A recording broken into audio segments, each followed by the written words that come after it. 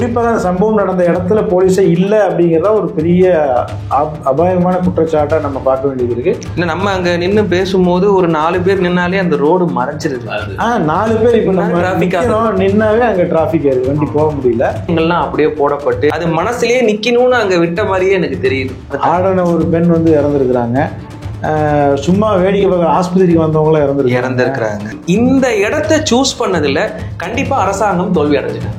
அந்த இடம் தகுதி இல்லாத ஒரு இடம். இந்த இவங்க விஜய்க்கு மட்டும் இல்லை, இவர் வந்து தண்ணி பாட்டில தூக்கி வீசும்போது அதே மாதிரி அதை பிடிக்கிறதுக்கு ஒரு அங்க சிலரோட குற்றச்சாட்டு. அது ஒருத்தர் கூடவா அந்த ஏத்தனை கொடியை இறக்குறதுக்கோ அங்க கீழே கிடக்கிற அந்த செருப்போ, அவங்க கொடிகள் நிறைய மிதிப்படுது. கொடி, துண்டு, ஐடி கார்டு, விஜய் போட்டோவா நிறைய இருக்குது. எல்லாத்தையும் விட்டு ஓடிட்டாங்க. லைட் ஹவுஸ்ல பார்க்கும்பொழுது இடம் இருந்தது, பட் அதே வேளை பக்கத்துல பாலம் இருக்கு. இந்த கட்சி தலைவர் சரியான நேரத்துக்கு வந்திருக்கிறாங்க. ஆனா யாரும் அங்க சாகலையே. இறந்துட்டாங்களா இல்லையான்றது விஜய்க்கு தெரியுமான்னு தெரியல. ஆனா நிறைய வந்து பாத்தீங்கன்னா கேஷுவாலிட்டி இருக்குதாங்க, கொஞ்சம் உடம்பு முடியாம நிறைய பேர் இருக்கிறாங்க அப்படின்றது விஜய்க்கு தெளிவா சொல்லப்பட்டிருக்கு. ஊருக்கே ட்ரைலர் போட்டு காமிச்சது விஜய். இதுதான்டா அரசியல்னு சொல்லிட்டு ஒரு ட்ரைலர் போட்ட விஷயம் தான். அவரே என்ன செய்யறாரு, ஸ்டேஜ்ல ஏறி காவல்துறைக்கு நன்றி அப்படிங்கிறாரு. அப்ப போலீஸ் கோஆபரேட் பண்ணிருக்கிறாங்க அவருக்கு. அது அவரே விஜயை ஃபீல் பண்ணியிருக்கிறார். அன்பில் மகேஷ் அழுகும் பொழுதோ, இவரு செந்தில் பாலாஜி அழுகும் பொழுதோ நடிப்புன்னு கீழே கமெண்ட்ல எல்லாருமே போட்டாங்க. ஆனா நம்ம நம்ம அந்த சம்பவத்தை நேர்ல பார்க்கல, எதுவும் நடக்கல. ஆனா அந்த அலங்கோலங்களே ஒரு லைட்டா ஒரு இது இருக்கு. ரத்தத்தை பார்த்துட்டு சே அப்படின்னாரு. ஏதோ ஒரு சைடு கட்சிகள்ல வந்து தலை சாய வேண்டிய சூழ்நிலை ஏற்படுத்தப்படும். அனைவருக்கும் வணக்கம். கரூரில் நடந்தது என்ன நடந்ததுங்கிறது மக்கள் எல்லா பேருக்குமே தெரியும். ஒவ்வொரு சேனலுமே ஒவ்வொரு பார்வையில் ஒவ்வொரு கோணலில் பார்த்துக்கிட்டு இருக்காங்க. அந்த அடிப்படையில் பார்த்தீங்க அப்படின்னா நம்ம Q7 நியூஸ் மூத்த பத்திரிகையாளர் இஸ்மாயில் அவர்களும், தண்டோரா தமிழன் ஜஸ்டின் அவர்களும், மீடியா வைஸ் தமிழ் ஆகிய ஷானவாஸ் அவர்களும் களத்தில் நின்று உண்மையிலே அங்கே என்ன நடந்தது, பாதிப்புடைய தொடக்கம் எதுலேருந்து ஆரம்பிக்கப்பட்டது, இது எல்லாமே போய் ஒரு கள ஆய்வாக நாங்கள் பண்ணிட்டு வந்திருக்கோம். பல மக்களை சந்தித்து நீங்களும் பேசியிருக்கிறீங்க, கலந்துரையாடல் பண்ணியிருக்கீங்க. என்ன தெரிஞ்சது உங்களுக்கு? நம்ம அந்த ஸ்பாட்டுக்கு போகிறதுக்கு முன்னாடி வரைக்கும் விஜய் தான் இதில் மெயின் அக்யூஸ்டு அப்படிங்கிற மாதிரி தான் நான்லாம் சோசியல் மீடியாவிலே பதிவு போட்டிருந்தேன். பட் அங்கே போனதுக்கு பிறகு வந்து பார்த்தீங்கன்னா ஒரு பெரிய அதிர்ச்சி. நம்ம எல்லாருமே பார்த்தோம், அவ்வளவு சின்ன இடத்துல வந்து எப்படி பர்மிஷன் கொடுத்தாங்கன்னு சொல்லி நமக்கே புரியல. ட்ரோன்ல பார்க்கும்போது கூட கொஞ்சம் பெருசா தெரிஞ்சு, ட்ரோன்ல பார்க்கும்போது, டிவியில பார்க்கும்போது ஒரு பெரிய இடம் மாதிரி தெரிஞ்சிச்சு. அதே மாதிரி காவல்துறையுடைய மூத்த அதிகாரிகள் என்ன சொல்றாங்கன்னா, ஏற்கனவே இவங்க நிறைய இடங்களை ரெஃபர் பண்றாங்க, அதுல வந்து இந்த இடம் தான் வந்து பெரிய இடம், இவங்க கேட்ட மற்ற இடம்லாம் இதோட சின்ன இடம் அப்படின்னு சொன்னாங்க. விஜயுடைய தொண்டர்கள் எப்படி இருப்பாங்க அப்படிங்கிறது இதற்கு முன்பு நடந்த பல கூட்டங்கள்ல நம்ம பார்த்துருக்கோம். ஊடகங்கள்ல ஒரு சிறுவர்கள், பெரும்பாலும் சிறுவர்கள், அதுக்கப்புறம் பெண்கள், அவர் முகத்தை பார்க்க தான் வராங்க, முண்டி அடிக்கிறாங்க, இதெல்லாம் நம்ம பார்த்துருக்குறோம். அப்போ நிர்வாகம் வந்து நிச்சயமாக இதற்கு அவங்க ஒரு பொறுப்பு அப்படின்னு நான் பார்க்குறேன். அந்த சம்பவம் நடந்த அந்த இடத்துல இவ்வளோ பெரிய க்ரௌடு அந்த இடம் தாங்குமா இல்லையாங்கிறது அந்த ஸ்பாட்டில் இருந்த காவல்துறை அதிகாரிகளுக்கு நிச்சயமாக தெரிஞ்சிருக்கணும். நம்மளுக்கு ஓரளவு பார்க்கும் போதே தெரியுது. என்னன்னா, அதாவது வழக்கமாக கூட்டங்கள் நடக்கிற இடம் நம்ம பார்த்துருக்கோம், கொஞ்சமாவது ஒரு விலாசமாக கொஞ்சம் பெருசாக இருக்கும். ரோட்டில் உங்களுக்கு நெருக்கடியாக இருந்தால் நீங்கள் கொஞ்சம் தள்ளி நின்றுக்கலாமே, எதுக்கு போய் முண்டி அடிக்கணுங்கிற மாதிரிலாம் நம்ம பதிவு போட்டிருந்தோம். ஆனால் என்னன்னா, ரோடுல இவ்வளோ மொத்தத்துக்கு நம்ம அளந்து கூட கிட்டத்தட்ட 20 அடி, அந்த பக்கம் 20 அடி, அவ்வளோதான் 40 அடி தான் இருக்கும் அந்த ரோடு. அந்த ரோட்டில் விஜய் வந்து நின்னார்னா அந்த ரோடு தாங்குமா? அவருடைய வண்டியே ஒரு பெரிய பஸ்ஸு, இவங்களா போய் விழுந்து இவங்க இறந்தது, இதெல்லாம் அவர்கள் மீது உள்ள தப்பு, அதை நம்ம குற்றம் சொல்ல முடியாது. அதே நேரம் அதிகாரிகள் நினைச்சிருந்தாங்கன்னா இதை தடுத்துருக்கலாம் அப்படிங்கிறது நம்ம அங்கே போனதுக்கு அப்புறம் அங்கே விசாரிக்கும் போது நமக்கு தெளிவாக வந்து தெரியுது. அப்போ மக்கள் வந்து தொடர்ந்து சொல்லக்கூடிய குற்றச்சாட்டு என்னன்னா, போலீஸே இல்லை, 500 போலீஸை போட்டு எனக்கு தெரிஞ்சு 500 போலீஸ் போதலை போல இருக்கு. அதே மாதிரி இப்போ அந்த பல பகுதிகளில் டிராஃபிக் ஜாம் ஆயிருக்கு, அதனால அங்கங்கே போயிட்டாங்க போலீஸ். குறிப்பாக அந்த சம்பவம் நடந்த இடத்துல போலீஸே இல்லை அப்படிங்கிறத ஒரு பெரிய அபாயமான குற்றச்சாட்டை நம்ம பார்க்க வேண்டியது இருக்கு. நம்ம அங்க நின்று பேசும்போது ஒரு 4 பேர் நின்னாலே அந்த ரோடு மறைஞ்சிருது. 4 பேர் இப்போ நம்ம நின்னாவே அங்கே டிராஃபிக் ஆயிடுது, வண்டி போக முடியல. அப்போ வந்து என்னன்னா, இதுல 2 விஷயம். ஒன்று, முழுக்க அதிகாரிகளோட அலட்சியத்தை நம்ம புறந்தள்ளவே முடியாது. அதிகாரினா நம்ம வந்து அங்கே இருக்கிற எஸ்ஐ இன்ஸ்பெக்டர் சொல்ல முடியாது.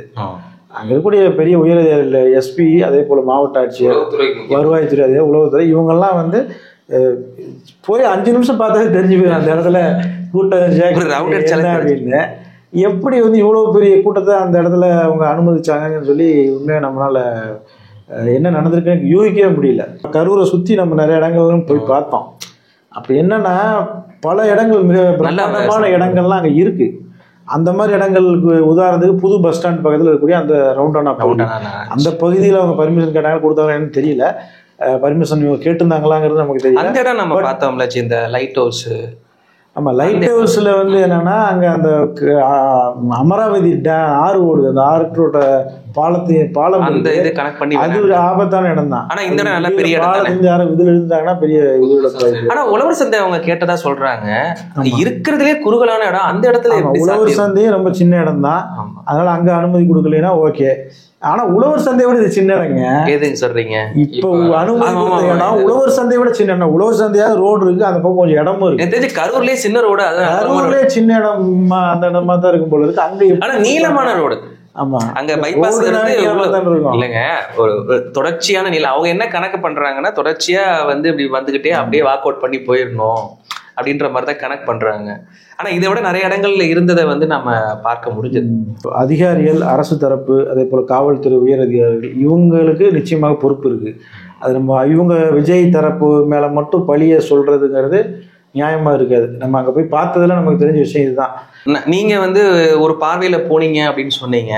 எனக்கு வந்து அந்த மாதிரியான பார்வையெல்லாம் எதுவுமே இல்லை. ஏன்னா பொதுவான விஷயங்கள், மக்கள் என்ன சொல்றாங்க, அங்க கள நிலவரம் எப்படி இருக்கு அப்படின்றதுக்காக தான் நான் போயிருக்கேன். போய் பார்த்ததே உங்களோட சேர்ந்து. அங்க இருக்கக்கூடிய சூழ்நிலை அப்படின்றது வந்து பாத்தீங்க அப்படின்னா, அந்த இடம் அன்னைக்கு எப்படி இருந்ததோ இன்றைக்கு வரைக்கும் அப்படியே தான் வச்சிருக்கிறாங்க. அந்த இடத்துல வந்து எந்த ஒரு மாறுதல் இருக்கக்கூடாது. அங்க ஸ்பீக்கர்லாம் அப்படியே இருக்கு, மற்ற விஷயங்கள்லாம் அப்படியே போடப்பட்டு, அது வந்து விசாரணைக்காக போடப்பட்டிருக்கலாம். அந்த ஒரு காரணம். அது மனசுலயே நிக்கணும்னு அங்க விட்ட மாதிரியே எனக்கு தெரியுது. இது தெரியணும். பார்க்க கொடியை கூட பார்த்துருப்பீங்க, கொடி அப்படியே இருக்கு, துண்டு மரத்துல மாட்டின துண்டு அப்படியே இருக்கு. இல்ல, துப்புரவு தொழிலாளர்கள் அங்க பஸ் ஸ்டாப்ல இருந்தே கிளீன் பண்ணிட்டு வந்திருக்கிறாங்க. ஒரு சில குறிப்பிட்ட இடத்துல மட்டும், அந்த சம்பவம் நடந்த இடத்துல மட்டும் செருப்புகள், அந்த துண்டு, அந்த கட்சி துண்டு, விஜயோட போட்டோஸ் இதெல்லாம் அப்படியே எடுக்காம அப்படியே இருக்குது. இது ரொம்ப நினைவு சின்னம் மாதிரி எனக்கு கரெக்ட்லாம். அந்த விபத்து வந்துட்டு ஒரு இனி கரூர் அப்படின்னா இந்த இன்சிடென்ட் இல்லாம வேற எதுவுமே நினப்புல வரக்கூடாது. இதுல உள்ளுக்குள்ள அரசியல் நிறைய இருக்குது. இனி அடுத்து தேர்தல்னு பேசினாலே கரூர் தொகுதியா, ஐயோ விஜய் வந்தான்ல, அத்தனை பேர்த்த கொலை பண்ணால அப்படிங்கிற மாதிரிலாம் போயிடும். அதே மாதிரி பெரும்பாலான மக்கள் சொல்ற விஷயம் வந்து என்னன்னா, இந்த ரோட்ல ஏன் இதை பண்ணீங்க, இந்த ரோடு வந்து இவ்வளோ சின்ன ரோடு, மற்ற இடத்த கொடுத்துருக்கலாமே, ஏன் இங்கே செய்யலை அங்கே செய்யலைன்ற கேள்விகளை தான் அவங்க முன்வைக்கிறாங்க. நிறைய பேர் வெளியூர்ல இருந்தெல்லாம் வந்து அந்த இடத்த டூர் மாதிரி பார்க்க ஆரம்பிச்சிட்டாங்க. அளந்து பார்த்தா இங்கிட்டு ஒரு 10 அடி, அங்கிட்டு ஒரு 10 அடி. ரோடு அகலமான ரோடு. அந்த மீட்டர்ல வந்து கணக்கில் என்னவா இருக்கலாம், கடைகள் நிறைய ஆக்கிரமிச்சிருக்கு, நிறைய வந்து பார்த்தீங்கன்னா மேடுகள் இருக்கு.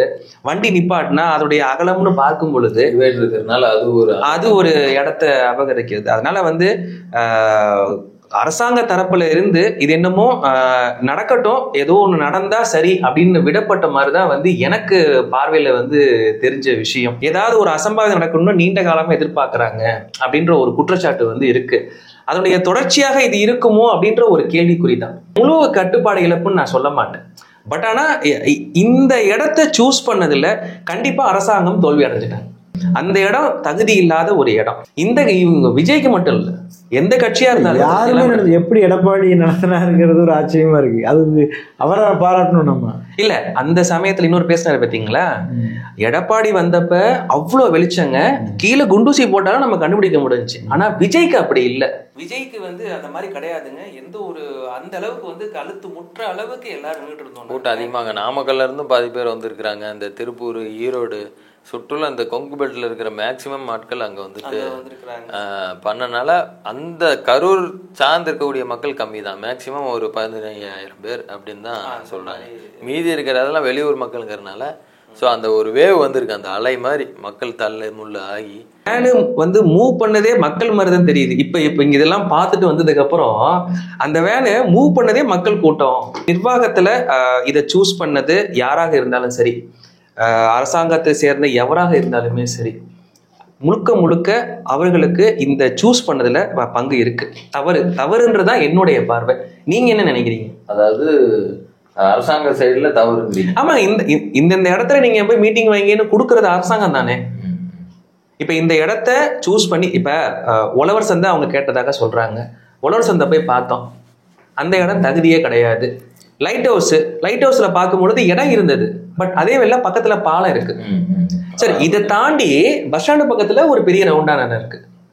அது போக கரூர்ல வேற இடமே இல்லையான்ற கேள்வி வருது. நம்ம போன பல இடங்கள்ல இதை விட விசாலமான சாலைகள்லாம் இருக்கு. கண்டிப்பா உளவுத்துறை கையில விஷயங்கள் எல்லாமே வந்து சேர்ந்துருக்கு. இந்த மாதிரி வராரு. ஸோ இதுக்கு முன்னாடி மாநாடுகள் பல பிரச்சாரங்களும் பண்ணியிருக்கிறாரு. இத்தனை 1000 மக்கள் வந்து கூடுவாங்கங்கிறது ஆல்ரெடி இந்த ஏரியாவில் இருக்கக்கூடிய இந்த உளவுத்துறைகளுக்கு கண்டிப்பாக நியூஸ் தெரியாமல் இருந்திருக்காரு. ஸோ இந்த மாதிரி தள்ளுமுள்ளுகள்லாம் வரும். இந்த மாதிரி டிபார்ட்மெண்ட்டுடைய வேலைகள் பலகீன ஆனதனுடைய ஒரு வெளிப்பாடு தான் இத்தனை இழப்புக்கு ஒரு காரணம்னு சொல்லலாம். இதே மாதிரி நேரத்திலையும் கூட இங்க இருக்கக்கூடிய மக்கள், பொதுவா சாமானிய மக்கள் என்ன சொல்றாங்க அப்படின்னா, அந்த நேரத்துல காவல்துறை எல்லாம் யாரும் கண்ணில் படலை, போலீஸ்க்கெல்லாம் யாரும் வரல. எல்லாமே முடிஞ்சதுக்கு அப்புறம் அந்த கயிறு போறதுக்கு ஒரு 10 போலீஸ் வந்தாங்க. இங்கதான் வந்து பஸ் நிக்க போது, விஜய் இங்கதான் பேச போறாரு, அதனால இங்க யாரும் வரக்கூடாது அப்படிங்கிற மாதிரி கயிறை போட்டு எல்லாம் லாக் பண்ணி நிக்கிறாங்க. அந்த போலீஸ் மட்டும் தான் பார்த்தேன் அப்படின்னு சொல்றாங்க. எனக்கு தெரிஞ்ச என்னன்னா, இந்த எடப்பாடி பழனிசாமி வந்து பேசும்போது இருக்கக்கூடிய காவல்துறை கூட இந்த விஜய் கூட்டத்துல காவல்துறை இல்லை அப்படிங்கிறத இங்க அதிகமான மக்கள் சொல்லி நம்ம கேட்டிருக்கிறோம். எக்ஸ்ட்ரா அக்கறை காட்டக்கூடிய காவல்துறை, இந்த உளவுத்துறை, இவங்கெல்லாம் வந்துட்டு அங்கேயே எப்படியாவது விஜயோட நாலேஜ் கொண்டு போய் சேர்த்து நீங்க வந்தீங்க அப்படின்னா கண்டிப்பா இங்க ஏதாவது ஒரு அசம்பாவிதம் ஆகும். நீங்க மேக்சிமம் கொஞ்சம் லாங் டைமா இழுத்துக்காம கொஞ்சம் குறுகலான நேரத்துல நீங்க வந்துட்டீங்க. நான் நாமக்கல் தான் வந்துட்டு இருக்கும்போதே ஒரு நிறைய மெதுவா வந்ததா தான் மக்கள்லாம் சொல்லியிருக்கிறாங்க. ஒண்ணு மக்கள், இன்னொன்னு இங்க நிர்வாக கோளாறு. அதாவது மக்கள்னா மக்கள் சைட்ல தவறு இருக்குன்னு சொல்றாங்க. மக்கள் சைடு தவறு இருக்குது. எந்த மாதிரி சொல்ல? எல்லாமே இந்த பிராண்டட் ஃபேஸை பார்க்கணும் அப்படிங்கிற ஆசையில, இந்த விஜய் பார்க்கணுங்கிற ஆசையில கை குழந்தை எல்லாத்தையும் தூக்கிட்டு வந்திருக்காங்க. கர்ப்பிணி எல்லாருமே இந்த குற்றச்சாட்டை சொல்றாங்க. பட் ஆனா வந்து ஒரு சக மனுஷன், ஒரு சிட்டிசன், அவன் வரத்துக்கு நம்ம கொடுக்க வேண்டிய பாதுகாப்புன்னு இருக்குல்ல. அவன் சூஸ் பண்ற இடம்ன்றது முக்கியம் இருக்குல்ல. விஜயை பார்க்க வரத்துக்கு எல்லாருமே வருவாங்கன்றது எல்லாருக்கும் தெரியும். எடப்பாடிக்கோ, ஸ்டாலினுக்கோ, உதயநிதிக்கோ, இவர் பிரைம் மினிஸ்டர் இவருக்கோ, மோடிக்கோ எந்த மாதிரியான கூட்டங்கள் வரும்ன்றது தெரியும். ஆனா விஜய்க்கு எப்படிப்பட்ட கூட்டம் வரும், ஃபேமிலி கூட்டம் வரும்ன்றது எல்லாருக்குமே தெரியும். அப்படி இருக்கும் பொழுது இந்த இடத்தை தெரிஞ்சிருக்கணும். அவங்க அதிகாரிகள் அப்படிங்கும்போது அவங்க தெரிஞ்சிருக்கணும். தெரியாதுன்னு சொல்ல முடியாது. அப்படி இருக்கும் பொழுது அதெல்லாம் கணக்கு வச்சு இந்த இடத்த சூஸ் பண்ணது முழுக்க முழுக்க தவறு. இப்போ இந்த வழக்கில் வந்து உண்மையாக சொல்ல போனால் A1 அப்படின்னா அது ஒரு விஜய் தான். அதிகாரிகளோட 2வது தான் வருவாங்க, 3வது தான் தொண்டர்களே வருவாங்க போல இருக்கு. சரிங்களா, தொண்டர்கள் தான் போய் இறந்து போனாங்க, அவங்களால தான் இது மாதிரி நடந்துச்சு. பட் அவங்க கூட இந்த லிஸ்ட்டில் 3வது தான் வருவாங்க. இவர் வந்து பார்த்தீங்கன்னா எல்லாமே வந்து மாற்றி மாறி பண்ணியிருக்கிறார். 8:45 இவர் நாமக்கலுக்கு வர வேண்டியது, 8:45 தான் விமான நிலையத்துலேருந்து கிளம்பியிருக்கிறாரு. அதற்கு பிறகு வந்து இங்கே நாமக்கல்லில் வந்து 12 மணிக்கு ஏதோ பேசியிருக்கிறாரு. நாமக்கல்லேருந்து 1 மணி நேரத்தில் கரூர் வந்துடலாம். அதாவது என்ன கேட்குறாங்க, எப்படி கரூர் செந்தில் பாலாஜி 1 மணி நேரத்தில் வந்தாருங்கிறாங்க. சொந்த ஊர் அவர் கரூர், அவர் எப்படி வந்தாருன்னு கேட்குறவங்க, விஜய் வந்து நாமக்கல்லேருந்து கரூர் வரைக்கும் எதுக்கு அவ்வளோ டைம் எடுத்துருக்கிறாரு அப்படிங்கிறது ஒரு கொஸ்டின். அப்போ அவங்க என்ன சொல்கிறாங்க, ரேலி மாதிரி வந்தார், பின்னாடி நிறைய வாகனங்கள் வந்துச்சு, மெதுவாக வந்தார், அப்படி விபத்தாச்சு அப்படி இப்படிலாம் சொல்கிறாங்க. ஆனால் என்னென்னா அங்கே உள்ள சில பேர் நம்ம நல்லா விசாரிக்கும்போது சனிக்கிழமை வந்து சம்பள நாள், அங்கே சாயந்தரம் 6 மணிக்கு மேலே தான் சம்பளம் தருவாங்க. அப்போ 7 மணி வாக்கில் வந்தால் தான் எல்லோரும் சம்பளம் வாங்கிட்டு வருவாங்க, இன்னும் கூட்டம் அதிகமாகும். அப்படிங்கிறதுனால இவர் ஒரு திட்டமிட்டு தாமதமாக வந்திருக்கிறார் மக்கள் கூட்டம் அப்படிங்கிறதும் நம்ம அங்கே போய் அப்சர்வ் பண்ண முடியுது. மக்கள் சொல்றதுலேருந்து டிவிக்கு தொண்டர்களும் அங்கே இருக்காங்க. அதுதானே நினைப்பாங்க. எல்லாரும் வந்து பார்க்கணும், நல்ல ஜெயின்னு வந்து பார்க்கணும், அதுதானே எல்லாரும் நினைப்பாங்க. அதான் இந்த இடத்துல இவங்க சைடில் என்ன பெரிய தப்பு டிவிக்கு சார்பா அப்படின்னா, விஜய்க்கு அந்த இடத்த பற்றி தெரியாது. இப்போ நம்மளே போனதுக்கு அப்புறம் தான் தெரியுது அது எவ்வளோ கேவலமான ஒரு இடம். இப்போ விஜய்க்கு அந்த இடத்த பற்றி தெரியாது. அப்போ அந்த ஊரில் மாவட்ட செயலாளர்னு ஒரு ஆள் வந்து இருந்திருக்கிறாரு, அந்த ஊரில் நிர்வாகிகள் இருந்திருக்கிறாங்க. அவங்க வந்து சொல்லியிருக்கணுமா இல்லையா, இந்த இடம் வந்து நம்ம கூட்டத்துக்கு இந்த இடம் வந்து சரியா இருக்காதுங்க, பெரிய பிரச்சனை ஆயிரும்னு சொல்லி ரொம்ப பேசிக்கான நம்ம போய் அந்த ஊரா நம்ம கிடையாது, 2 ஒரு மணி நேரத்தில் நம்ம பார்த்து தெரிஞ்சுக்கிறோம். அந்த நிர்வாகிகள் ஏன் வந்து விஜய்கிட்ட சொல்லலை, இல்லை விஜய்கிட்ட சொல்லி அவர் விஜய் கேட்கலையா? அதிகாரிகள் அதிகாரிகள் அவங்க முதல்ல அதான் சொல்லினேன், இவங்களுடைய ரோல் நம்ம தவிர்க்கவே முடியாது. நம்ம கூட ஏதோ போலீஸ்னால ஒன்றும் பண்ண முடியாது, என்ன செய்ய முடியும், இவங்க போய் விழுந்தா என்ன செய்ய முடியும்னு தான் நம்ம நினைச்சோம். ஆனால் இவங்களுக்கும் முன்னாடி தெரிஞ்சிருக்கு, கண்டிப்பாக தெரிஞ்சிருக்கும் இந்த இடம் வந்து தாக்கு பிடிக்காதுன்னு தெரிஞ்சிருக்கும். அப்படி தெரிஞ்சும் விட்டுருக்குறாங்க அவங்க. ரெண்டாவது இந்த மாவட்ட நிர்வாகிகளும் விஜய்கிட்டையும் சொல்லலை. ரெண்டாவது விஜய் வந்து பார்த்தீங்கன்னா ராங் ரூட்டில், ஆக்சுவலாக அது ராங் ரூட் இல்லை, எல்லா இதுவும் அடைச்சிட்டாங்க, இந்த ரூட்டில் வேணால் போய்க்கலான்னு வைங்களேன். அவர் வந்து என்ன பண்ணுறாரு, அங்கே வர்றதுக்கு முன்னாடி அங்கே பிரச்சனை ஆரம்பிச்சிருச்சு. ஏன்னா காலையில் 10 மணிலேருந்து வெயிட் பண்ணுறாங்க. டிவிக்கா தொண்டர்கள் வந்து என்ன பண்ணுறாங்க, தண்ணி பாட்டில் அதெல்லாம் கொண்டு போய் வச்சுருந்தாங்க. எல்லாமே மதியம் 2-3 மணி காலி ஆகிடுச்சு. அங்கே எல்லாம் வந்து அங்கே இளம் பெண்கள்லாம் டான்ஸ் ஆடிட்டு இது பண்ணிட்டு வராருன்னு பார்த்துட்டு இருக்காங்க. ஒன்றும் வரல. இவர் வந்து அவங்க சொன்னாரு, கேட்டாங்களா? அந்த இளப்பெண்கள் 2 பேர் ஆடினவங்க அவங்க ஆடின ஒரு பெண் வந்து இறந்துருக்குறாங்க. சும்மா வேடிக்கை பார்க்க ஆஸ்பத்திரிக்கு வந்தவங்களாம் இறந்துருக்குறாங்க. அந்த வீட்டில இருந்து வெளியில கடைக்கு போனவங்களாம் இறந்துருக்குறாங்க. இந்த தெரிஞ்ச ஒரு இதுல விசாரிக்கும் பொழுது பையன் வந்துட்டானே அப்படின்னு சொல்லிட்டு அவங்கள பார்க்க ஒரு தாயார் வந்திருக்கிறாங்க. பையன் நடு கூட்டத்துல தப்பிச்சிட்டான், இவங்க ஓரத்துல இருந்து இறந்துட்டாங்க. அதான் 40 உயிர்கள் 41 உயிர்கள் போயிருக்கு. இதை வந்து நம்ம அவர் மீது குற்றம் சாட்டுறதை விட இது ஒரு பெரிய படிப்பினையாக வந்து எடுத்துக்கணும். விஜய் டிவிக்கே வந்து மெயினாக எடுத்துக்கணும். அதே போல் அரசியல்வாதிகளும் அதை எடுத்துக்கணும். அதிகாரிகள் வந்து குறிப்பாக எடுத்துக்கணும். எவ்வளோ கூட்டங்களை பார்த்துருப்பாங்க, என்னென்ன செஞ்சுருப்பாங்க, எப்படி இந்த இடத்துல அலோவ் பண்ணாங்கன்னு சொல்லி இப்போ வரைக்கும் நம்மளால் அதுலேருந்து வெளியிலே வர முடியும். அந்த இடத்துல எப்படி அலோவ் பண்ணாங்க, விஜய்னா தமிழ்நாட்டில் எவ்வளோ கூட்டம் செய்யணும்னு சொல்லி சின்ன குழந்தை கூட தெரியும். அதெல்லாம் பெரிய இதாக இருக்குது. ஆனால் விஜய் தரப்பில் இவ்வளோ பிரச்சனை விஜய் தரப்பில் இருக்குது. அவங்கள மட்டும் நம்ம குற்றம் சுமத்த முடியாது.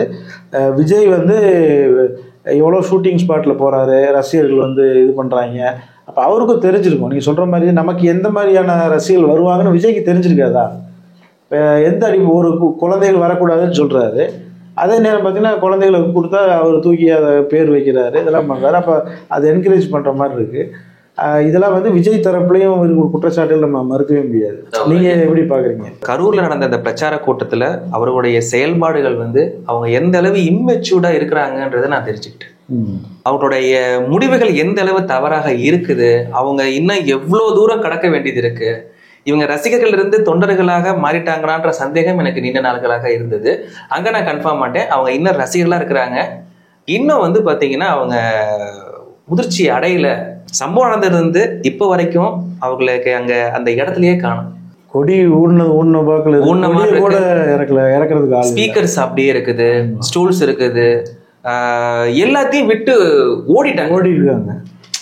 இது வந்து பாத்தீங்கன்னா ஒரு அழகா, அதாவது ஒரு புது கட்சி தான், எக்ஸ்கியூஸ் இருக்கு இல்ல. இன்னைக்கு எல்லா கட்சிகளுமே இன்னைக்கு பெரிய பெரிய கட்சிகள்லாம் கூட குடிக்கிற அந்த டீ டம்ளர் கூட குப்பையில போட்டு கிளீன் பண்ணிட்டு அவங்களே போயிடுறாங்க. அதை எடுத்து வீடியோ போட்டு வியூஸ் கொண்டு வராங்க. எப்படி கிடக்கு பாருங்க, 2-3 நாள் ஆச்சு. டிவிக்கா தொண்டர் நான் சுத்தம் பண்றேன்னு அங்க யாரும் வர்றது வந்தா புடிச்சு உள்ள வச்சிருவாங்க. இல்ல நீங்க சொல்றது ஒரு வகையில் உண்மைதான். விஜய் வந்து ஏன் வரல, ஓடி போயிட்டாருங்கிற மாதிரி ஒரு டாக் போனாலும் விஜய் வந்தாருன்னா நிச்சயமாக தாக்கப்படுவார். கண்டிப்பா அப்படிதான் மனநிலை. அந்த இருக்கக்கூடிய அந்த சூழ்நிலை அப்படின்றது தாவேக்காவுக்கு சாதகமான இல்ல. அதாவது அந்த இடத்துல சொல்றேன், அந்த இடத்துல ஸ்பாட்ல வந்து பயங்கர கொந்தளிப்பு வந்து இருக்கு. ஆமா, அது மறுக்க முடியாது.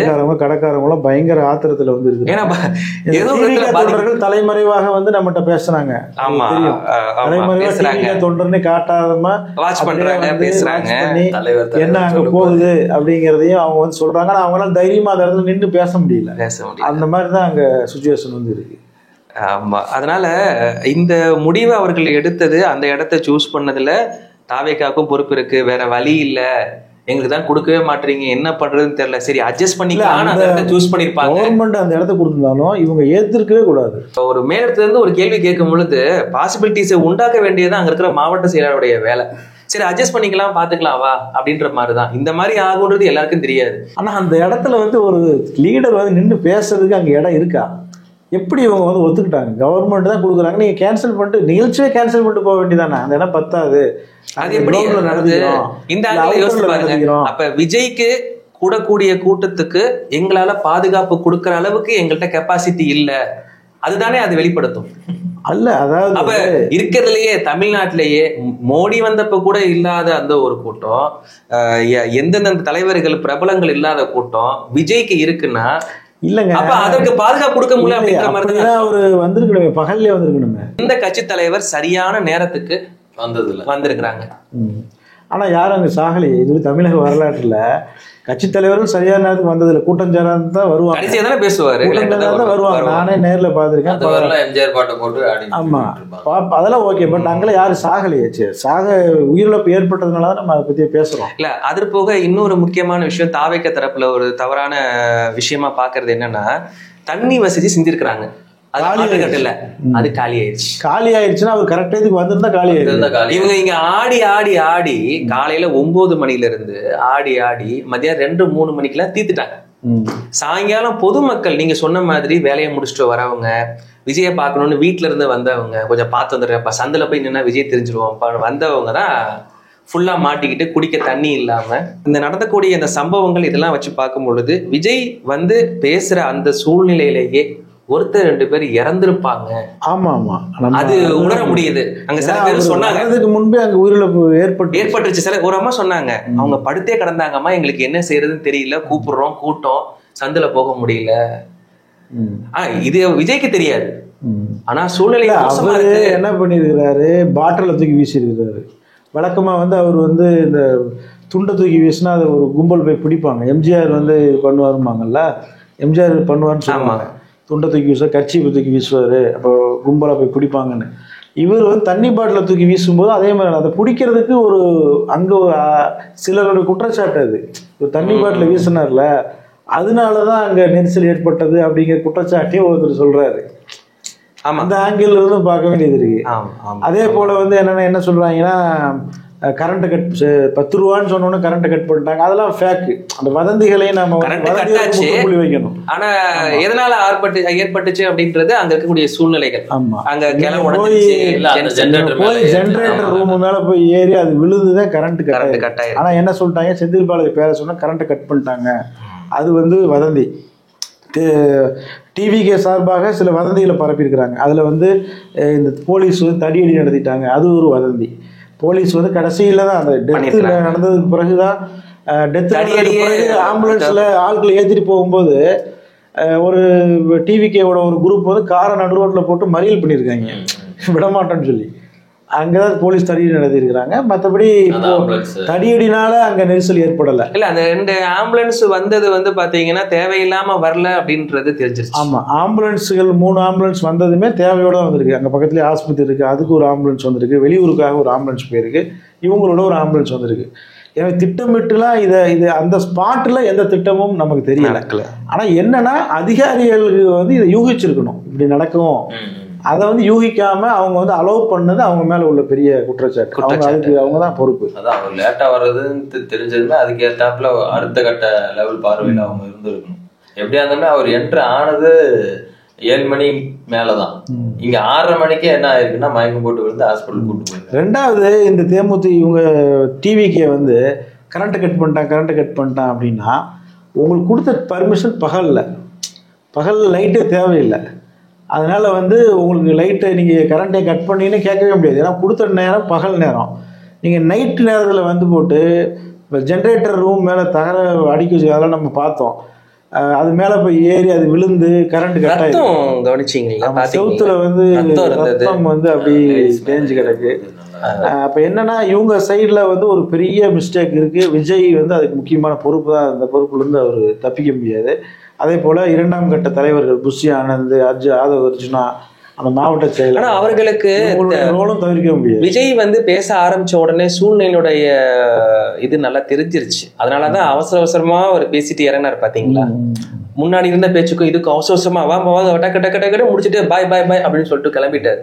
ஸோ இறந்துட்டாங்களா இல்லையான்றது விஜய்க்கு தெரியுமான்னு தெரியல.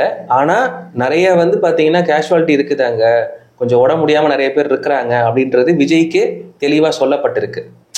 அந்த அவேர்னஸ் அவருக்கு இருக்கு. விஜய் வந்துட்டு அவ்வளவு ஸ்பீடா போனதும் ஒரு வகையில ஒரு சில பேர் என்ன சொல்றாங்கன்னா, இல்ல அவர் இருந்திருக்கணும், இங்க இருக்கிற மக்களுடைய ஃபீல்டில் பார்த்துருக்கணும், செஞ்சிருக்கணும் அப்படின்னு.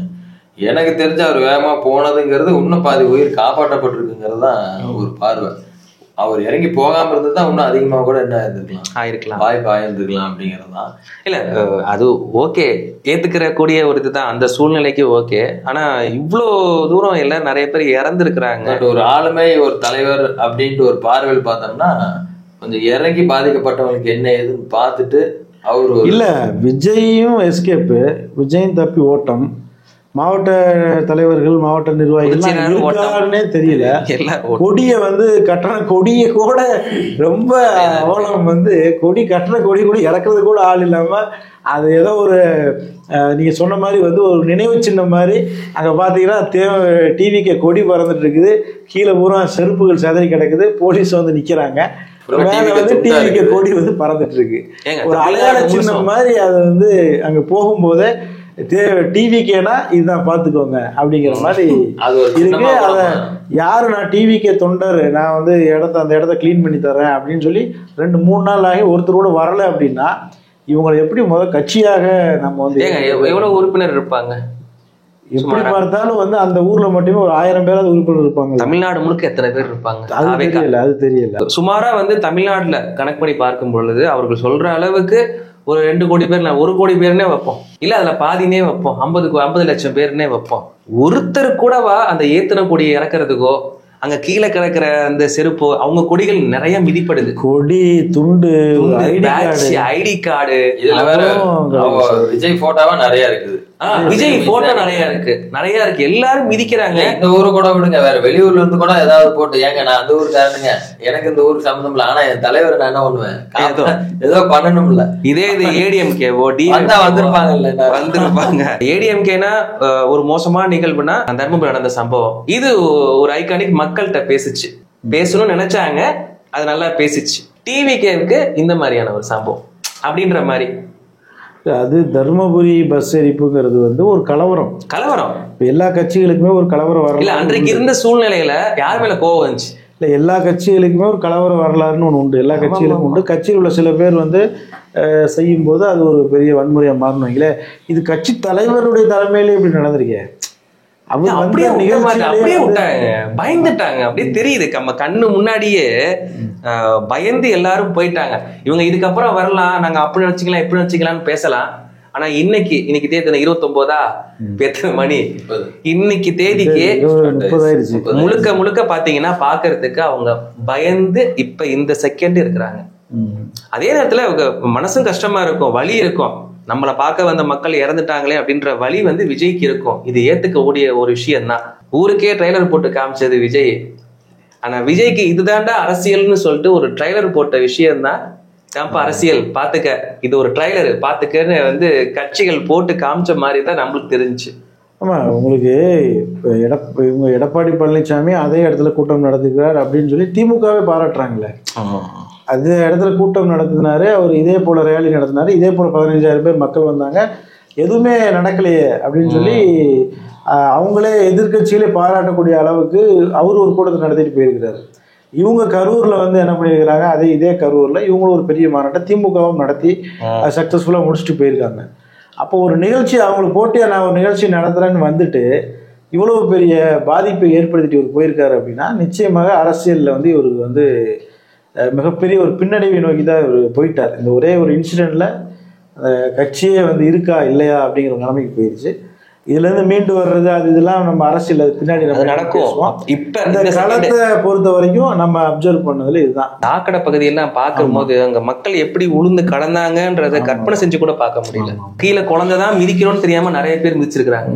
இது எல்லாமே பாத்தீங்கன்னா திட்டமிட்ட அமல்படுத்தப்பட்ட ஒரு விஷயம் மாதிரியே தெரியுது. இந்த அழுத நிறைய ஃபுட்டேஜ் வைரலா போச்சு.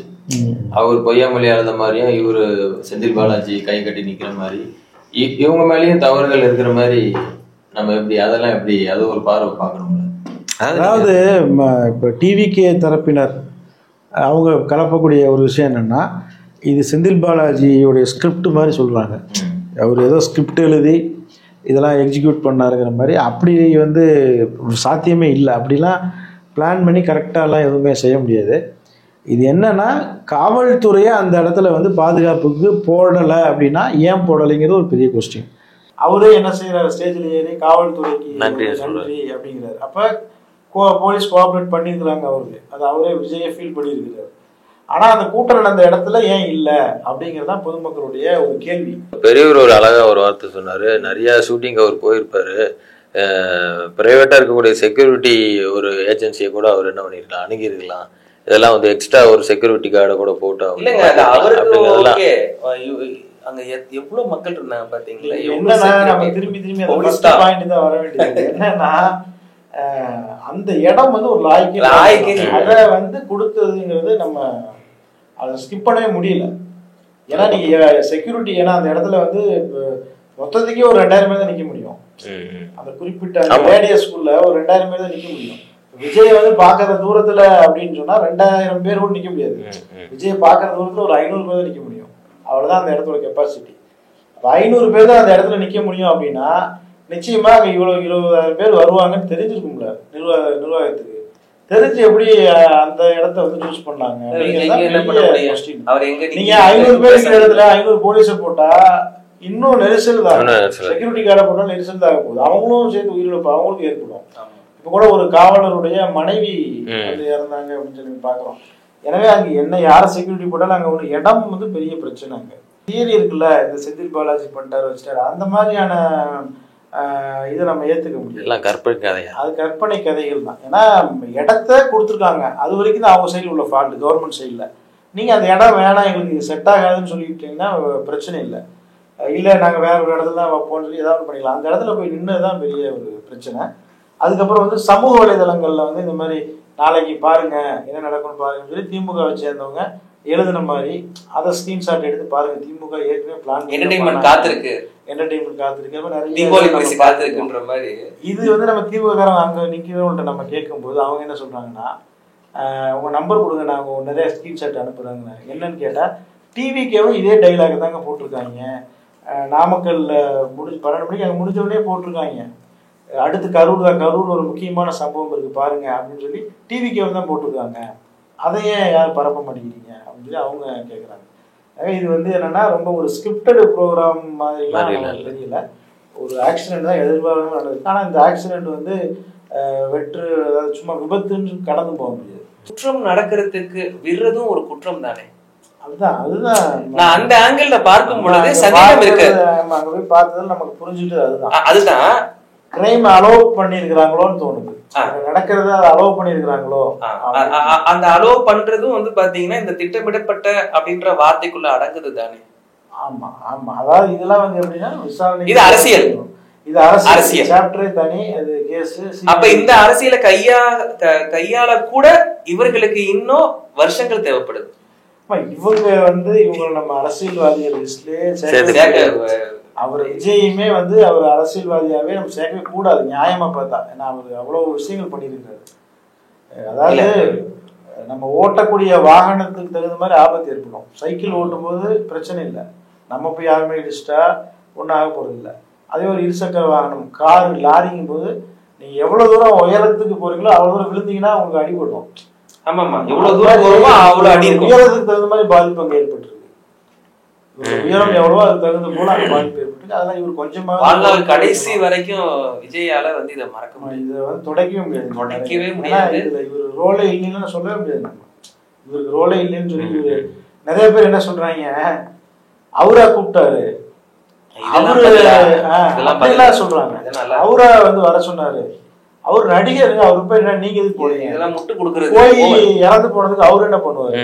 இதெல்லாம் ரொம்ப முட்டாள்தனமான கேள்விகளை பொதுமக்கள். இல்லைங்க, மிகப்பெரிய ஒரு பிரபலமா இருக்கிறதும் இதுல எவ்வளவு பிரச்சனைன்றது பாத்துச்சு. ஏன்னா விஜய் வந்து கதவை திறந்துட்டாரு, வெளியே வந்துட்டாருன்னு ஒரு முன்னாடி ஒரு போஸ்ட் போட்டாங்க. இன்னைக்கு பாத்தீங்கன்னா 2 நாளுக்கு பிறகு விஜய் வெளியே வந்தார். இந்த போஸ்ட விஜயோ ரசிகர்களோ பகிர முடியுமா? கூனி குறுகிற மாதிரி ஆயிடுச்சு. இது எந்த அளவுக்கு வந்து தன்னுடைய பிரபலம் எவ்வளவு தூரம் உயர்ந்தாங்களோ அதை விட கீழே தாழ்ந்துருக்காங்க. ரஜினி அரசியலுக்கு வரேன்னு சொல்லிட்டு விலகி போறாரு. பாதியோட திடீர்னு வித்ட்ரா பண்ணிடுறாரு. அஜித் என்ன சொல்றாரு, எனக்கு ரசிகரே தேவையில்லை, நீ போய் வாழ், என்னை வாழுன்னு சொல்லாதங்கிறாரு. நீங்க பேசுறதுல எனக்கு ஒரு மாற்று கருத்து இருக்கு. காரணம் என்னன்னா, நீங்க ஒரு அலைன்மெண்ட்ல ஒருத்தரை பார்க்கணும்னு விரும்புறீங்க, அது மாதிரி அவர் இருக்கணும்னு ஏன் நீங்க எதிர்பார்க்கறீங்க? இல்ல, அதுல இருந்து பாடம்படி அவங்க மாதிரியே இருக்குன்னு நான் சொல்றேன். அஜித் மாதிரி நீங்க ரசிகர் மட்டும் தான் கலைஞன்னு நான் சொல்லல. இல்ல விஜய் இவர் நம்ம ரஜினி மாதிரி நீங்க அரசியலுக்கே வர வேணாம்லாம் நான் சொல்லல. உங்க ரசிகர்கள் யாரு, உங்க ரசிகர்களுக்கு வந்து நீங்க அரசியலை சொல்லி கொடுத்து உங்களுக்கே இப்ப அரசியல் நிலைமையில இருக்குது. ஸோ ஓகே, அது ஒரு பிரச்சனை இல்லை. தனி மனித சுதந்திரம் தானே. அரசியலுக்கு வர நீங்க முடிவு பண்ணிட்டீங்கன்னா அது உங்க சுதந்திரம், அதெல்லாம் நம்ம தப்பு சொல்லல. உங்க தொண்டர்கள் யாரு, உங்க ரசிகர்கள் யாரு, உங்க பார்க்க வர்றவங்க எதுக்காக வராங்க, நீங்க சொல்ற கொள்கையை கேட்க வராங்களா, உங்களை பார்க்க வராங்களா? இந்த மாக்காய்க்கு மருதை என்னோட நேரணும்னு நான் பார்த்தேன். அங்க வந்த கூட்டம் கேட்க வந்த கூட்டம் இல்லை, பார்க்க வந்த கூட்டம் அப்படின்னாரு. இப்போ என்னன்னா, அந்த முகத்தை பார்க்கறதுக்காக வர்றவங்களானே தவிர நீங்க சொல்ற கருத்துக்களை கேட்க அவங்க வரல. அப்ப அதை நீங்க புரிஞ்சுக்கிட்டு நீங்க நடந்துக்கணும். நம்ம போறோம்னா இவ்வளவு மக்கள் கண்டிப்பா வருவாங்க. இன்னொரு விஷயம் என்னன்னா, இவங்க மக்கள் வந்ததுக்கு பிறகுதான் இவரே வராது. கூட்டம் அங்க குறிப்பிட்ட அளவு கூட்டம் சேரட்டும்னு சொல்லி வெயிட் பண்ணிட்டு இவர் வர்றதெல்லாம் நம்ம இவர் வந்தாலே கூட்டம் கூடுன்னு சொன்னாங்க. இன்னைக்கு வந்து இவரே எப்படி வந்திருக்கிறாரு, எல்லா தலைவர்கள் மாதிரி கூட்டம் சேர்ந்ததுக்கு பிறகுதான் வந்திருக்கிறாரு. அதாவது தானா சேர்ந்த கூட்டம், காசு கொடுக்காம நாங்க கூட்டம்லாம் இன்னைக்கு சொன்னவங்க, இன்னைக்கு தானா சேர்ந்த கூட்டம்ங்கிறது தானா செத்த கூட்டமா இன்னைக்கு வந்து மாறி இருக்கு. அது இதை வச்சு அந்த மாணவர் சங்கங்கிற போஸ்டெல்லாம் பார்த்தோம் அப்படின்னா ஒட்டினவங்களே மறுபடியும் கழிச்ச மாதிரி ஆகிப்போச்சு.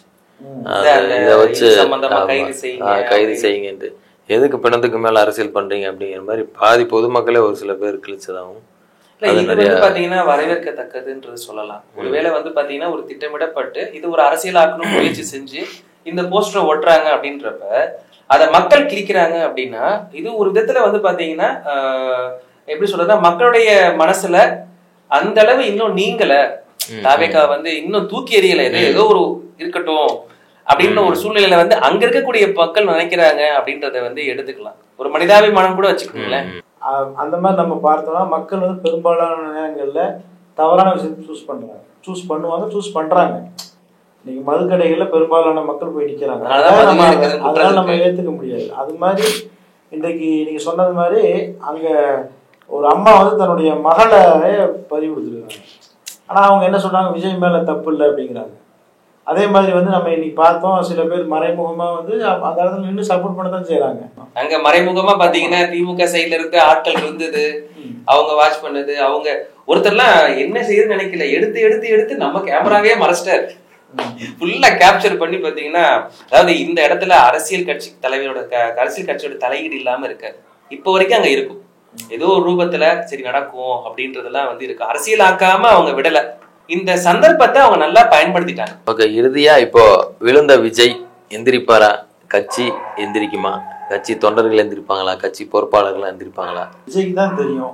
ஏன்னா ஆள் தலைமறைவா அப்ஸ்காண்டிங் ஆனவர் நீலாங்கரை இல்லத்திலிருந்து பனையூர் இல்லம் போறாரு, பனையூர் இல்லத்திலிருந்து பட்டினப்பாக்கம் போறாருங்கிற மாதிரி செய்திகள் நம்ம பார்த்துட்டு இருக்கிறோம். அதனால வந்து முதல்ல வந்து என்னன்னா, விஜய் வந்து என்னை பொறுத்த வரைக்கும் வந்து அவருக்கு தொண்டர்கள் நிறைய பேர் இருக்கிறாங்க, ரசிகர்கள் இருக்கிறாங்க. அவங்க மனசு புண்படக்கூடாது, அவங்க மனசை புண்படுறது என்னோட நோக்கம் இல்லை. நான் விஜய் அப்படிங்கிறவர் ரொம்ப ஆபத்தானவராக தான் நான் பார்க்குறேன். ஏன்னா அவரை சுற்றி இருக்கிறது வந்து ஒரு ரொம்ப சின்ன சர்க்கிள். அந்த ஒரு 3 பேர் இருக்கிறாங்க, 2 பேர் தான் இருக்கிறாங்க. இப்போ இந்த மாதிரியான ஒரு சூழலில் இருக்கக்கூடிய ஒரு பெரிய ஒரு ஸ்டார் எப்படி இருப்பாங்கன்னா, அவங்க வந்து நியூஸ் சேனல்ஸை பார்க்க மாட்டாங்க, உலகத்தில் என்ன நடக்குது பெருசாக தெரிஞ்சுக்க மாட்டாங்க. அவங்க கூட இருக்கக்கூடிய அந்த சர்க்கிள்லேருந்து என்ன ரிப்போர்ட் விட அதான் எடுத்துக்குவாங்க. அப்போ வெளியில் வந்து இவங்க ஒரு பெரிய பதவி, நாளைக்கு முதலமைச்சராக வராது அப்படின்னாலும் கூட இவருக்கு வந்து இந்த கூட இருக்கிறவங்க என்ன ஃபீட்பேக் கொடுக்குறாங்களோ அதை தான் இவர் எடுத்துகிட்டு செயல்படுவார். ஒரு பெரிய பெரிய கார்பரேட் கம்பெனிகள் வந்து வராங்க, வளத்தை சுரண்ட போகிறாங்க அப்படின்னா கூட அதை கவலைப்பட மாட்டார். ஏன்னா அவர் பாட்டு சைன் பண்ணிட்டு போயிடுவார். ஏன்னா அவருடைய அந்த நட்சத்திரங்கிற அந்த பிம்பம் வந்து அவர் காப்பாற்றும். மக்கள் வந்து கேள்வி பாருங்க, 40 பேர் செத்தும் கூட நாங்கள் அவரை ஆதரிப்போம்னு சொல்கிறவங்க நம்ம பார்க்க முடியுது. அப்போ எவ்வளோ போய் அவர் தமிழ்நாட்டுக்கு அழிவை தேடி கொடுத்தாலும் அந்த ஸ்டார்டம் அப்படிங்கிற அந்த பிம்பம் வந்து அவரை வந்து காப்பாற்றும். இந்த மாதிரியான நபர்களை நம்ம ப்ரொமோட் பண்ணுறது வந்து ஒரு பெரிய சர்வாதிகாரத்தை நோக்கி கொண்டு போயிடுவோம். அப்படிதான் நான் பார்க்குறேன். ரெண்டாவது, விஜய்க்கு வந்து நம்ம அவருடைய திரை பயணம், அது வந்து அரசியல் பயணத்தில் நான் பார்க்கும்போது மக்கள் மீது வந்து ஒரு அக்கறையோ அன்போ அவர் இருக்கிறதா அதை வந்து அவர் வெளியில் எஸ்டாப்ளிஷ் பண்ண மாதிரி எதையுமே நம்ம பார்க்க முடியல. அவர் வந்து தன்னுடைய படத்துக்கு டிக்கெட் விலையை உயர்த்தி விற்கிறதுலேருந்து, அவர் படத்துக்கு சம்பளம் வாங்குறதுலேருந்து, அந்த படத்தில் காட்சிகள் மது குடிக்கிற மாதிரி, சிகரெட் குடிக்கிற மாதிரியான காட்சிகள் என்னென்னா எந்த விதமான சமூக ஒரு பொறுப்புமே இல்லாதவராகத்தான், ஃபுல் அண்ட் ஃபுல் கமர்ஷியல் ஒரு மனிதராகத்தான் அவர் இவ்வளோ நாளாக இருக்கிறத நம்ம பார்த்தோம். இப்போ அரசியலுக்கு வந்ததுக்கு பின்னாடி பார்த்தீங்கன்னா அதைவே அவர் அப்படி ஃபாலோ பண்ணுறாரு. கீழே உள்ளவன் காலையிலேருந்து நைட்டு வரைக்கும் அவன் தண்ணி குடிக்காம இப்படிலாம் கஷ்டப்படுவாங்களேங்கிறத பற்றி கொஞ்சம் கூட அவர் நினச்சி பார்த்ததாவே தெரியல. அப்போ மக்கள் மீதோ தொண்டர்கள் மீதோ ரசிகர்கள் மீதோ அவருக்கு ஒரு அக்கறை இருக்கிற மாதிரியே நமக்கு வந்து தெரியல. எனவே வந்து என்ன, இது அடுத்த கட்டம் என்ன, இப்போ பாருங்க பயந்து போய் பதுங்கி இருக்கிறார். இன்னைக்கு கூட அடுத்த கட்டம் புஷி ஆனந்த், அர்ஜுன், ஆதவ அர்ஜுன், இவங்கெல்லாம் எங்கே இருக்கிறாங்க, என்ன எது இருக்குன்னு தெரியல. அடுத்தது ஆனால் மிகப்பெரிய ஆதரவு இருக்குது, இன்னும் தமிழ்நாட்டில் இருக்குது, இன்னும் இருக்கிறத நான் பார்க்குறேன். ஆனால் என்னன்னா இவர் வந்து அப்ஸ்காண்டிங் ஆகிட்டார். இப்போ இவர்கிட்ட வந்து ராகுல் காந்தி பேசுகிறாருங்கிறாங்க, இன்னும் யாரெல்லாம் பேசி இது எப்படின்னா அரசியல் இதாக 40 பேர் செத்துருக்குறாங்க. இந்தியாவினுடைய சிஸ்டம் எப்படின்னா இவரை வந்து சும்மா விட மாட்டாங்க. சிஸ்டம் வந்து இவரை சும்மா விடாது. இவர் அரசியல்வாதிகள் வேணால் காப்பாற்ற நினைக்கலாமே தவிர சிஸ்டம் வந்து இவர் நிச்சயமாக காப்பாற்றாதுன்னு தான் நான் பார்க்குறேன். ஏன்னா உங்களுக்கு வந்து நம்ம வரலாற்றில் பார்க்கும்போது தியாகராஜ பாகவதர்னு ஒருத்தர் நம்ம கேள்விப்பட்டிருக்கோம். ஒரே ஒரு கொலை வழக்கு தான், மொத்தம் ஜோலி முடிஞ்சிச்சு. விஜயோட இன்னும் ஒரு 5 மடங்கு பெரிய செல்வாக்கு படைச்சவர் அந்த காலத்தில் இருந்திருக்காரு. இன்னைக்காவது விஜய் இருக்கிறாரு, விஜய்க்கு ஈக்குவல் அஜித் இருக்காரு, அஜித்துக்கு ரஜினி இருக்கிறாரு, நம்ம ஈக்குவல் ஸ்டார்ஸ் இருக்கிறாங்க. அன்னைக்கு அவர் ஒருத்தர் தான் ஸ்டார். ஆனால் அவர் ஒரு பத்திரிகையாளரோட கொலை வழக்கு அவர் நேரடியாக ஈடுபடவே இல்லை. ஒரு எவனோ குடிப்படைகள் மூலமா ஒரு கொலை நடந்திருக்கு, அவ்வளவுதான். அதுல வந்து அவர் குற்றம் சுமத்தப்பட்டு கீழே காசு கொடுக்க முடியல. கடைசியில அவர்கிட்ட ஃபீஸ் வாங்கின வக்கீல்கள் எத்திராஜ்ங்கிற வக்கீல் வந்து காலேஜே கட்டிட்டாரு. எத்திராஜ் காலேஜ் அந்த ஃபீஸ் வாங்கி அவர் வாங்கி டெவலப் போயிட்டாரு. அந்த அளவுக்கு ஃபீஸ் மட்டுமே கட்டியிருக்கிறாரு. அதுக்கப்புறம் அவருடைய வாழ்க்கை இல்லாம போயிடுச்சு. அதே போல பல சம்பவங்கள் நம்ம சொல்ல முடியும். இந்த மாதிரி வழக்குகளில் சிக்கிறவங்க வந்து காணாம போயிடுவாங்க. ஆனா அரசியல்வாதிகள் இவரை காப்பாற்றுறதுக்கு முயற்சி பண்ணுவாங்க. ஏன்னா இவர் இருக்க அந்த வாக்குகளை வாங்குறதுக்காக முயற்சி பண்ணுவாங்க. ஆனால் சிஸ்டம் வந்து இவரை வந்து நிச்சயமாகவே சும்மா விடாது. இப்போவே வந்து மதுரை ஹைகோர்ட்லாம் கேஸ் போட்டிருக்காங்க, தாவேக்காவோட அதிகாரத்தை கட்சியுடைய பதிவு ரத்து செய்ய சொல்லி. அப்போ என்னன்னா அந்த கட்சி வந்து தடை செய்யப்படுவதற்கான வாய்ப்புகளும். தடைனா என்ன, பதிவு ரத்து செஞ்சுட்டாவே தடை தான். அதுக்கு பிறகு அவங்க ஒன்று கூட முடியாது. ஒன்று கூட சட்டவிரோத ஒன்று கூடல் மாதிரி ஆயிரும். ஏன்னா இவர் யாரோட கண்ட்ரோலுக்கு இவர் போக போறாரு அப்படிங்கிறத விசாரணையை வச்சு நம்ம தெரிஞ்சுக்கலாம். சிஸ்டம் ஆனால் சரியான ஒரு செயல்படுது. நிச்சயமாக இவருக்கு சில நாட்களாவது கண்டிப்பாக ஜெயிலில் அடைக்கப்படுவார். அதற்கு பிறகு வந்து இவர் உண்மையாகவே துணிச்சல் மிக்கிறோம், நாங்கள் யாருக்கும் பயப்பட மாட்டோம் ஆய்வு டைலாக்லாம் பேசினார்ல, அது உண்மையாக இருந்துச்சுன்னா இவர் மீண்டு வருவார். அன்பில் மகேஷ் அழுகும் பொழுதோ, இவர் செந்தில் பாலாஜி அழுகும் பொழுதோ நடிப்புன்னு கீழே கமெண்ட்ல எல்லாருமே போட்டாங்க. ஆனா நம்ம அங்க நம்ம அந்த சம்பவத்தை நேர்ல பார்க்கல, எதுவும் நடக்கல. ஆனா அந்த அலங்கோலங்களே ஒரு லைட்டா ஒரு இது இருக்கு. ரத்தத்தை பார்த்துட்டு சே அப்படின்னாரு, ஒரு மாதிரி என்னங்க அப்படின்ற மாதிரி நம்மளுக்கே ஒரு மாதிரி இருக்கு. ஸோ அது தன்னால வந்துடும். அப்படி இருக்கும் பொழுது விஜய்க்கும் இந்த மாதிரி இருக்கும். இதுல தெரிஞ்சிடும் நம்ம சிங்கமா, புலியா, நரியா, எருமையா, கழுதையா, இல்ல காணாம போறோமோ அப்படின்றது வந்து இதுல நல்லா வெளிப்படையாகவே தெரிஞ்சிடும். இதனுடைய முடிவுல ஒருவேளை அவர் வந்து நல்ல ஃபுல் ஸ்ட்ரென்த்ல இருக்கிறாரு, எங்க அண்ணன் சீமா மாதிரி இருக்கிறான்னு வைங்களேன், ஏதோ ஒரு சைடு கட்சிகள்ல வந்து தலை சாய வேண்டிய சூழ்நிலை ஏற்படுத்தப்படும். அந்த சுத்தி இருக்கக்கூடிய அந்த ஒரு குறிப்பிட்ட வட்டத்துல இருக்கக்கூடியவங்களை இன்னும் விரிவுபடுத்தும். நடிகராக இருந்து உடனே வர்றாரு பாத்தீங்களா, அது பிரச்சனை. அதனால அது பிரச்சனை, உண்மையாவே பிரச்சனை. ஏன்னா இதே வந்து பிரச்சனை கிடையாது. உதயநிதி ஸ்டாலின் எத்தனை படத்துல நடிச்சாரு, எத்தனை படத்துல நடிச்சிருக்கிறாரு. இல்ல உதயநிதி ஸ்டாலின் எத்தனை படத்துல இல்ல இந்த அவர் எப்ப திரைத்துறை இதே ஒரு நியாயம் வந்து பாத்தீங்கன்னா திமுகவுக்கு இருக்கிறவங்க ஒருத்தவங்களுக்கும் அதை தாண்டி இருக்கிற ஒருத்தவங்களுக்கும் இருக்கிறது இல்லைங்க. நீங்க தொண்டர்களை நீங்க ஏத்துக்கிறேங்க. இவங்களுக்கு மெச்சூரிட்டி வயசோ அனுபவ வயசோ நிறைய வேணும். அதை பார்த்தாலே தெரியுது, இல்லன்னு நான் சொல்லல. மற்ற கட்சிகள் வந்து அவர்கள் வந்து அப்படின்னா இன்னும் ஒரு 60 வருஷம் ஆகணும், இன்னும் 30 வருஷம் ஆனதுக்கு அப்புறம் தான் வந்து கட்சியே இது பண்ணணும். அது கோச்சிங் கிளாஸ் மாதிரி வச்சா போதுமே, எல்லாரும் வரலாங்க. நீங்க யோசிச்சு பாருங்க, ஒரு கூட்டத்துக்கு வந்து இவங்க உயிரை கொடுத்துருக்காங்கன்னா இவங்க கையில அதிகாரத்தை கொடுத்தா இவங்க என்ன செய்வாங்கன்னு யோசிச்சு பாருங்க. அது அடுத்த கேள்விங்க. அதாவது என்னன்னா இவங்க வந்து சுத்தமா அந்த அரசியலுக்கு இவங்க வந்து சரிப்பட்டு வர மாட்டாங்க, அவ்வளவுதான் நான் சொல்றேன். அதனால அதுக்கு ஒரே ஒரு என்ன, கட்சி தடை பண்ண உடனே விஜய் இது பண்றது முடக்கிறது கிடையாது. அவங்களுக்கு அந்த மெச்சூரிட்டி இல்ல, பண்படுத்தணும். ஆமா, இதெல்லாம் பார்க்கும் பொழுது ரஜினி எடுத்த முடிவு சரிதான். இல்ல ரஜினி ரசிகர்கள் கூட கொஞ்சம் ஒரு ஏஜ்டு பர்சனா இருப்பாங்க, குழந்தைகள்லாம் கிடையாது, 18 வயசு கீழே உள்ளவங்க கிடையாது. அதாவது ரஜினியோட எடுத்த முடிவு, ரஜினி வந்திருந்தாலும் கூட பெருசா ஒன்றும் நடக்க போறது இல்லை. இவருக்கு வந்து அதான் பிரச்சனையா அதுதான். வேற என்ன, அந்த குழந்தைய மட்டும் ஜீனிச்சுக்க முடியலங்க.